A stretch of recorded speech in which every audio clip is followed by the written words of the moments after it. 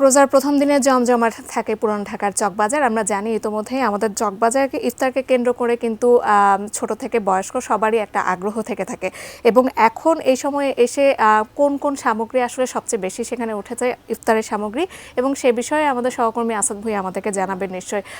আসাদ ভুঁইয়া, প্রথম রমজানকে কেন্দ্র করে কোন কোন ইফতারির পসরা সেখানে দেখতে পাচ্ছেন, নিশ্চয়ই আমাদেরকে জানাবেন।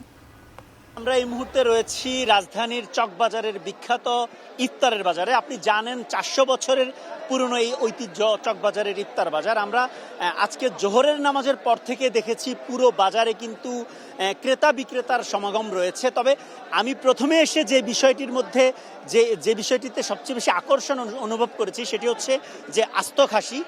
এই আস্ত খাসি বিক্রি করার জন্য যিনি পরিশ্রম করে এই খাবারটি সাজিয়েছেন তার সাথে একটু কথা বলতে চাই। আপনার এই আস্ত খাসিটির নাম কি? এটা আপনার জামাই খাসি, জামাইয়ের জন্য। প্রতিদিনই কি আপনি আয়োজন করবেন? না না, এটা শুধু প্রথম রোজা। কেউ যদি নিতে চায় সে কিভাবে কি করবে? এটা পুরোটা নিতে হবে, পুরোটা। দাম কত? 12,000 টাকা। জি। অন্য দিন যদি কেউ কিনতে চায় তখন সে কি অগ্রিম অর্ডার করতে হবে? অগ্রিম অর্ডার করতে হবে। এছাড়া আপনার কাছে আর কি কি আছে? আপনার কোয়েল আছে, তারপরে কবুতর আছে, চিকেন মুরগি আছে, তারপরে আপনার মাটন লেগ আছে, চিকেন পরোটা আছে, আপনার কাঠি কাবাব আছে, মানে অনেক ধরনের খাবার আছে। 6 ধরনের খাবার রয়েছে। আমরা যেমনটি জেনেছি যে আসলে এই বাজারে, ইফতারের এই বিখ্যাত বাজারে প্রায় 200-এরও অধিক ধরনের কিন্তু ইফতারের আয়োজন হয়ে থাকে এবং সারা দেশ থেকেই কিন্তু, বিশেষ করে পুরান ঢাকার পাশাপাশি অন্য এলাকা থেকেও ক্রেতারা কিন্তু এখানে আসেন। আমরা এই মুহূর্তে একজন ক্রেতার সাথে কথা বলতে চাই যিনি ইফতার কিনতে এসেছেন। আপনি কোথা থেকে এসেছেন?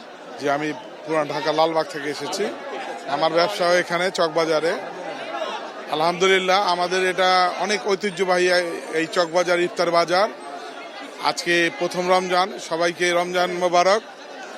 সমস্ত দেশবাসীর কাছে শুভেচ্ছা। এখানে চকবাজারে এসেই কেন ইফতার কিনতে হবে? বাসায় কি আয়োজন হয় না, নাকি চকবাজার থেকে ইফতার কিনলে ইফতারের আয়োজনটা বেড়ে যায়?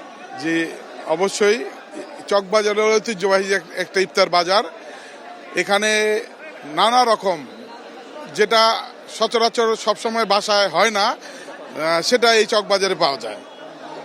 ধন্যবাদ আপনাকে। আমরা যেমনটি কথা বলছিলাম, একজন যিনি লালবাগ থেকে এসেছেন, চকবাজারের পাশে লালবাগ, তিনি আমাদেরকে যেমনটি জানিয়েছেন যে আসলে এখানে বাহারি ধরনের ইফতার বা 200-এরও অধিক ধরনের ইফতার পাওয়া যায় এবং এই ইফতার কিনে কিন্তু তারা যখন ইফতার আয়োজন করে থাকেন তখন তাদের আয়োজনটা একটু বাড়তি রকমের আনন্দ দিয়ে থাকে। তো এই ছিল আমার কাছে চকবাজারের ইফতার বাজার থেকে সবশেষ পরিস্থিতি।